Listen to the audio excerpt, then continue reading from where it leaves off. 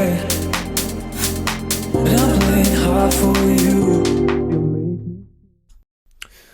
Hi there, I'm not Will, and I'm a UK-based music producer slash vocalist, and I'm just showing you a little production technique that I find really helps enhance my music, especially in drops and other areas, and it's just something I call a global effects channel. Now, I'm definitely not the person that's come up with this idea first. I just haven't seen many people reference it. And it's something that I don't see a lot of people use, which is why I'm making this video. But essentially it's a channel that's secondary to the master fader, and because of that I can do something similar, like applying one effect to the whole mix, but I then have control over what is and what is not affected. So I can low pass the whole mix, but then keep the vocals and the kick drum sticking out, or any other combination if I really wanted to. It's really easy to set up, and I'll show you that later on in this short video, but I'm just going to give you an example of what I've got first. Now, this is a track that I'm working on. It's just a little house track that'll be released I think it's the 8th of January 2023. So if you'd like to listen to it, then feel free. It'll be on all streaming services, but here we go. You make me feel, you make me feel, you make me feel, you make me feel.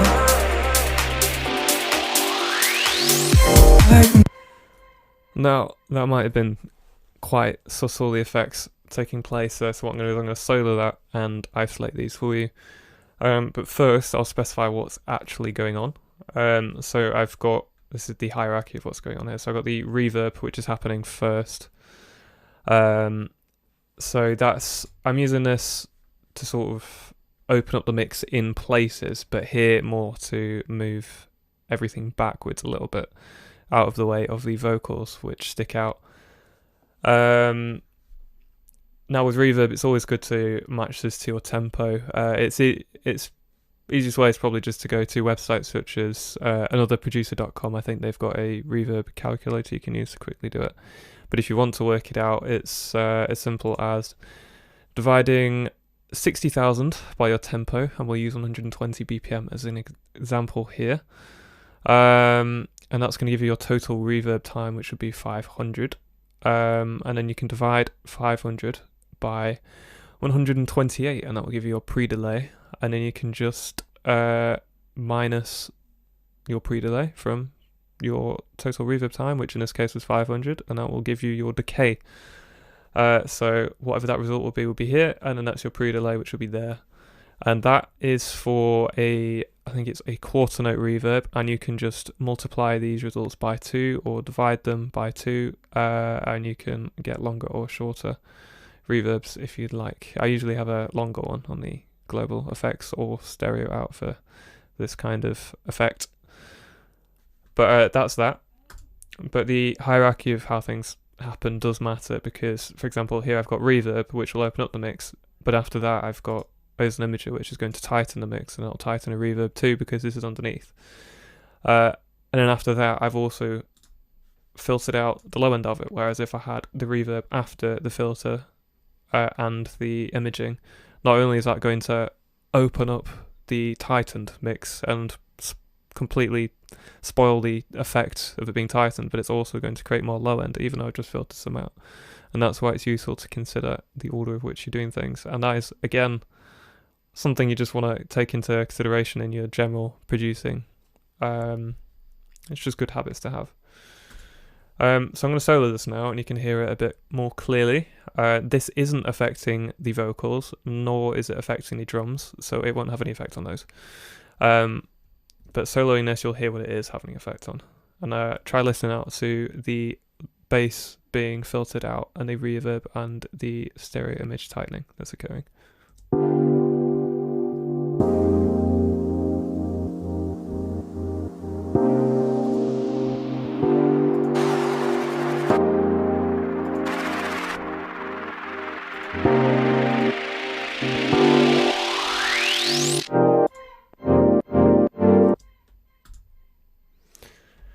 So that's a little example of how it can be used, and as you can see here, just with a click of a button I can stop the filtering on probably maybe 20 odd, maybe more channels. That would have been, say, 20 EQs and 20 reverbs and 20 stereo width, which I really hope nobody has ever had to do before, because this is just it's something you want to bring into general producing in a way that it's almost like almost common sense, if you know what I mean. Something you just go to straight away. But this, not only is it going to save your sanity, but it's also going to it's going to save your CPU as well. You'll get crashes a lot less. Yeah, so it's a useful thing to use, and you can use it in other scenarios, like in the start of the breakdown. Here I'm using it just as a low pass, so it's filtering out the highs, and I'll audition that for you. You're playing hard to me,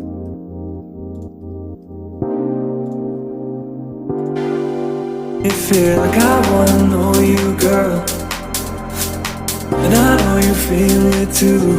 You make me feel, you make me feel,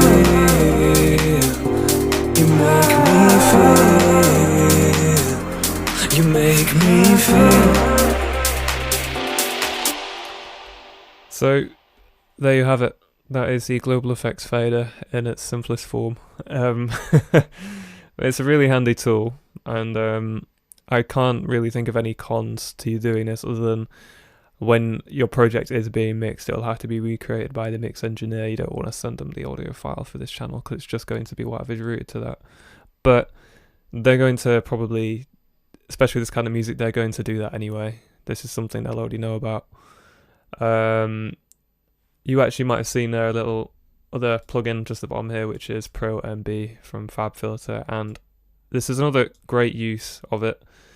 I like to use impacts as in the sound effects when I come into sections that I really want to be punchy. So like sort of like an explosion almost going into the chorus, for example. It gives it more impact. And now what this does is it cuts out the lows on anything that might interfere, because if I bypass this effect and do it, all that low end is going to combine and create mud. Now this is going to reduce that. This is a multi-band compressor, and it's going to compress the low end, but I'm using those impacts and sidechaining it so that when they play, this is going to use them as a reference to remove the low end. So it's dodging it basically. All that low end that's being cut out is being made up for by this impact sample or that impact bus. And it's going to make it sound so much cleaner, and you can use this in so many other ways that I haven't listed. It's endless, but this is really going to do you a favor with your music. And if I'm honest with you, this is probably a subtle way of doing it, especially with the drop. You can't hear it too much, but there will be tracks where you've fully high passing stuff, fully low passing stuff. A lot of people like to have that underwater sound effect of low passing everything in certain sections, and that's how it's done. It's put on a fader, on a bus, where a lot of things are routed to, and you can just low pass it all, or put reverb in it all, or tighten it, or do whatever you want with it. It's really good, and I'd really recommend it. But that's it really. I'll just quickly show you how I actually did this, although it is as simple as setting up a bus and routing everything to it. But what I did was, I usually, when I'm creating these templates, I'll create an audio channel just so I can set everything up. I'll go to the output. Now I keep it on bus 1, as you can see here. You can have it on literally any bus you want, let's say bus 20. Now, if I look at the project, you'll see the channel's not actually here. It's just in a mixer. So if I scroll all the way to the right where it's usually, you can see there's auxiliary 36, but that's assigned to bus 20. I've already got auxes set up, so they have different names.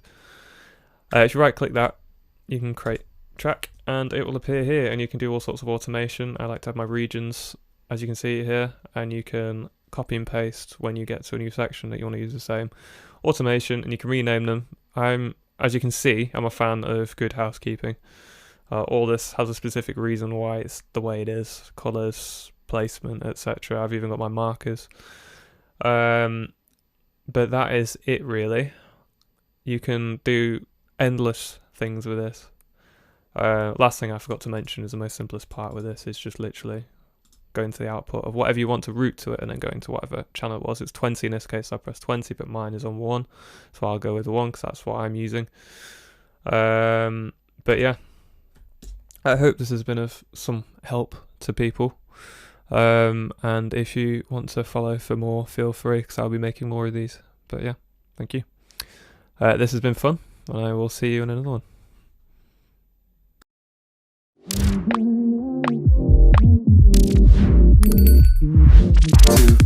I can do